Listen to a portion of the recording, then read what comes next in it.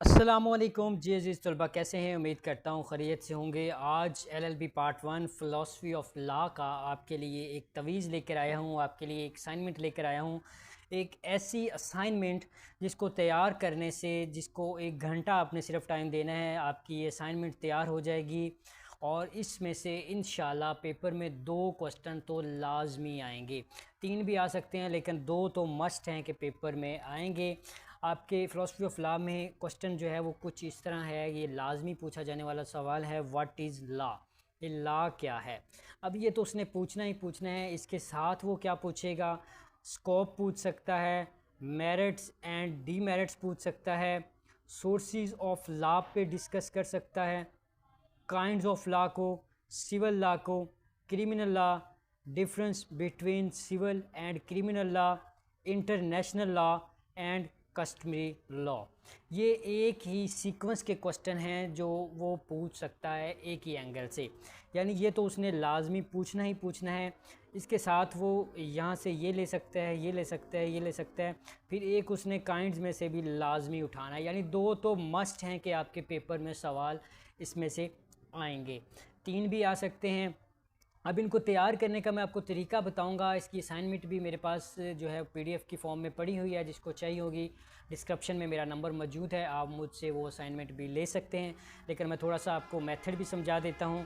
सबसे पहले करना आपने क्या है, आपने इंट्रोडक्शन की हेडिंग देनी है।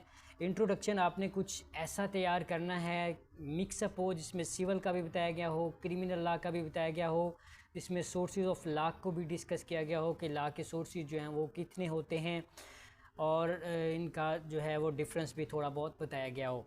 उसके बाद आपने डेरिवेशन ऑफ लॉ करना है, मीनिंग ऑफ लॉ करना है, एंड डेफिनेशन लॉ की 2 या 3 कर लेनी है। यानी इसमें क्वेश्चन आपका फिर जो भी आएगा लॉ के रिलेटेड, जो क्वेश्चन भी आएगा, आपकी यही डेफिनेशन रहेंगी, यही मीनिंग रहेगा और यही डेरिवेशन रहेगा। इस तमाम के ऊपर आपका वो ये चीज़ें आपको बार बार याद नहीं करनी पड़ेंगी। वो सोर्सेज पूछे फिर भी ये चीज़ें सेम रहेंगी, वो काइंड्स पूछे फिर भी ये चीज़ें सेम रहेंगी। उसके बाद आप सोर्सेज पे आ जाएंगे तो सोर्सेज हैं इसके 6। ये सोर्सेज हैं लेजिस्लेशन। अब लेजिस्लेशन को अगर इधर भी आप करेंगे और इसका अलग से भी एक सेपरेट क्वेश्चन है, आप वहाँ भी इसको तैयार कर सकते हैं। वो क्वेश्चन तैयार करेंगे तो फिर इधर आपको याद करने की ज़रूरत नहीं पड़ेगी, वही उधर से आप कुछ मटेरियल इधर पुट कर देंगे। प्रेसिडेंट का भी अलग से क्वेश्चन है, कस्टम का भी अलग से क्वेश्चन है। अगर ये क्वेश्चन आप उधर अलग से याद करेंगे तो उनमें से कुछ मटेरियल लेकर आप सोर्सेज में ऐड कर देंगे। Then agreement, religions and social value, ये भी आपके सोर्सेज ऑफ लॉ हैं। लास्ट पे आ जाएंगी काइंड्स। तो काइंड्स में आपकी जो है वो physical law, moral law, conventional law, international law, customary law, civil law and criminal law.